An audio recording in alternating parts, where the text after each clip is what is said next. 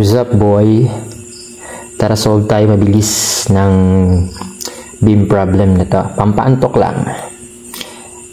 So, basic ang tanong, sabi, calculate the reaction on the beam given. Reactions. So, both A and B. Kukunin natin yung reactions doon. So, ngayon, since ito ay determinate beam, iikot lang yung ating solution or yung ating equation sa three equilibrium equations na alam natin. Yung summation force horizontal equals 0, summation force vertical equals 0, summation moment is equal to 0. So, dito lang naman iikot yung ating solution. Ngayon, since nagmamadali ka sa buhay or gusto mong magmadali, so syempre, iisip tayo dito sa tatlong equations na to kung ano ang pipiliin natin para makapag-solve kagad tayo ng reaction. Syempre, obviously, hindi ako pwedeng mag-summation force horizontal X kagad to. Kasi wala namang force na horizontal. Wala namang external load, di ba? Hindi rin ako mag-summation force vertical kasi alam natin na may vertical reaction dito sa B and sa A. So, ibig sabihin, dalawa yung unknown. Kung magsa-summation ako force vertical, hindi ko masosolve kasi two unknowns yon and isa lang yung equation na meron ako.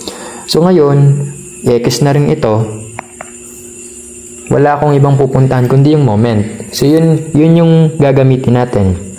And sa mga ganitong problem, ang ginagamit natin mostly, kung gusto nating ma-solve ng mabilisan, one-line equation lang, yung reaction, is mag-i-start tayo sa summation moment. So ngayon, since sabi natin may vertical reaction sa A and B, mag-a-assume na lang ako ng direction muna. So syempre, pag nag-assume ka, dapat medyo ina-analyze mo na rin yung behavior ng structure para makuha mo, kumbaga hindi mo pa naman alam yung actual na direction pero parang ina-analyze mo na.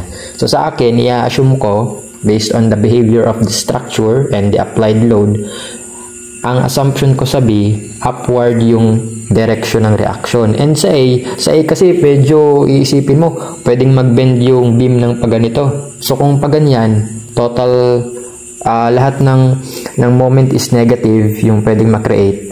Ang magiging possible reaction dito sa A, pababa. Kasi hihilahin niya pababa eh. Pero kung maging ganito ang bending nito, let's say, pag ganito. Yan. Ibig sabihin naman, yung reaction possibly dito sa A, pataas. So, yun yung mga tinitignan ko eh. Pero, syempre, assumption pa lang din naman, so okay lang na magkamali. So, i-assume natin dito kay A na upward din siya. Upward. So, upward. So, meron ako dito ang reaction A, tawagin kong RA. Reaction B, tawagin natin RB. So ngayon, para ma-solve natin yung reaction, mamili tayo sa dalawa kung sino yung una natin isosolve. Ngayon, iisipin natin, syempre ayaw nating mahirapan. Kung isosolve ko yung RA, syempre mag-moment ako dapat dito sa B to cancel out this reaction. Ang problema is, pag kinuha natin ang resultant ng triangular load, syempre mag-a-assume ako ng position. For example, nandito yung resultant ng triangular load, tawagin kong R. Mahihirapan akong kunin ito. Yung lever arm niyan with respect sa B. So, I hope na kukuha yung point. So, ibig sabihin, kung medyo mahirap yun, lipat tayo dun sa A. Try nga natin mag-moment sa A. So, kung mag-moment ako sa A, ito naman yung mawawala. So, ito yung kailangan nating ma-solve. And obviously, madali yung kunin kasi yung position nitong R with respect doon sa vertex ng triangular load is alam natin. So, halimbawa, susukatin natin ito mula rito hanggang doon. Alam natin na yung R na yan is located sa centroid ng triangular shape or yung triangular load. So, therefore, kung with respect tayo sa vertex, yung location ng R na yan is just 2/3, diba? 2/3 ng total length nitong base na to. Which is yung total length ng beam. So, kung i-add natin yung ang dalawang spans, 5 and 2, so 7 meters ang total length ng beam. So, therefore, ang distance na yan is 2/3 times 7. So, ang kailangan na lang natin kunin is yung R. Then, once na makuha natin yung R, makukuha na rin natin yung RB eventually. So, kunin muna natin yung R. Yun muna yung isolve natin. So, dito natin gawin. First, let's solve R. Para ma-solve ang R, alam natin na yun lang naman ay area ng load na nakikita natin. So, therefore, R is equal to the area of that triangular load. So, ano bang area ng triangle? E di 1/2 base, which is 7, and yung height, ito, yung 2.1. So, 1/2 times 7 times 2.1. Calculate ko lang. So, 1/2 times 7 times 2.1. So, ang sagot natin ay 7.35 kilonewton. Ngayon, kung meron na tayong R, so therefore, ready ka na kasi na-excite na tayo. Ready ka nang mag-summation moment sa A. So, let's sum moment at A equals 0 kasi nga equilibrium tayo. Then, sasabihin ko, clockwise rotation is equal to counterclockwise rotation. Clockwise rotation, obviously, dito tayo iikot sa point A. So, ang gagawin ng R is iikutin yung beam ng paganito. So, that is clockwise rotation. So, ilalagay natin dito, R times the lever arm 2/3 times 7. And yung RB, kung i-imagine naman natin, since upward ito, iikutin naman yung ating beam ng paganito with respect dito sa point A. So, equal na tayo, equal yung RB, then yung kanyang lever arm, kitang-kita naman 5 meters.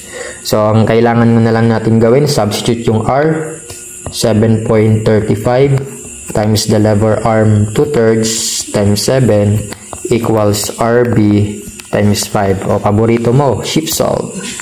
So, shift solve na lang natin yan, 7.35 times 2/3 times 7 over 5. The answer is 6.86 kilonewton. Since positive ang sagot, so tama ang assumption natin na upward yung RB. So, ito na yung reaction sa B. May 1 point ka na. Then, once na ma-solve na yung RB, 2 solutions na ang pwedeng daanan to solve RA. Yes, bakit? Kung magsasum up na tayo ng force vertical, ito na yung gagamitin ko, kaya na nating makuha yung RA kasi given na yung RB. Or, kung magsasum up pa rin tayo ng moment, kasi favorite mo mag-moment, masasolve mo pa rin yung RA. Kasi, meron na rin tayong RB. So, pwede ako mag-moment doon sa C. Kasi, madali na rin hanapin ang lever arm ng R papunta sa C. That is just 1/3, sabi natin kanina. 1/3 ng total length ng ating beam. So, para maiba naman, gagawin nating solution to solve RA is summation force vertical. So, dito tayo.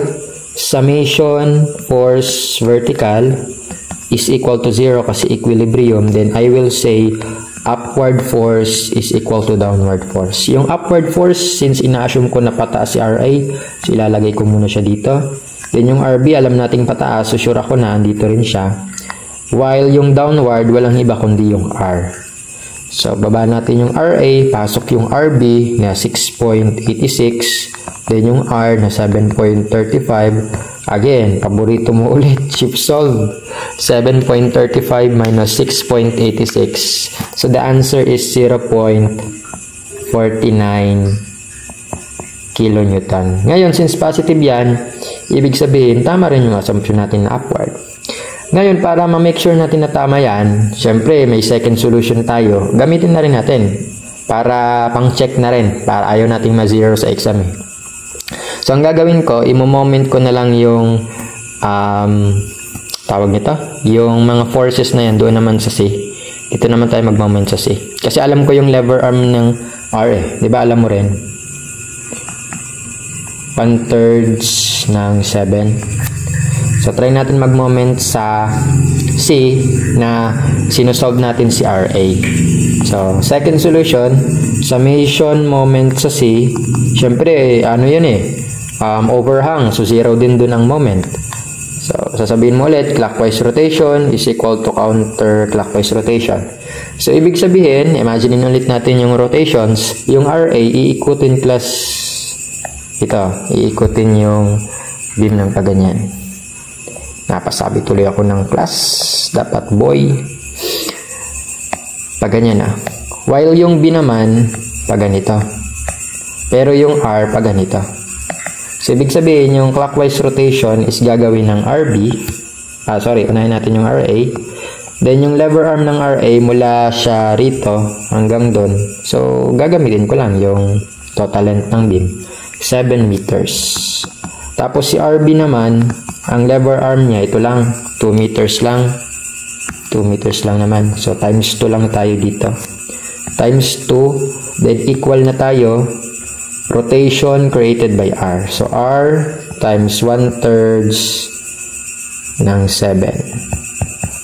Okay, pasok natin ang values. Si R, ina-assume kong siya yung sinusolve pa rin dito. So, times 7 tayo. Yung RB, yun pa rin si 6.86 times 2 equals R 7.35 times 1/3 of 7. Again, shift solve na lang. 7.35 times 1/3 ng 7 minus 6.86 times 2. So, the answer is 0.49. Oops. 0. Oy. Nag-iba. Wait lang. Kulay puti. 0.49 kilonewton. Since positive to, ibig sabihin upward talaga yung ating direction ng RA. So, this is the reactions. Ito po yung para sa RA. Ito naman yung para sa RB. Basic.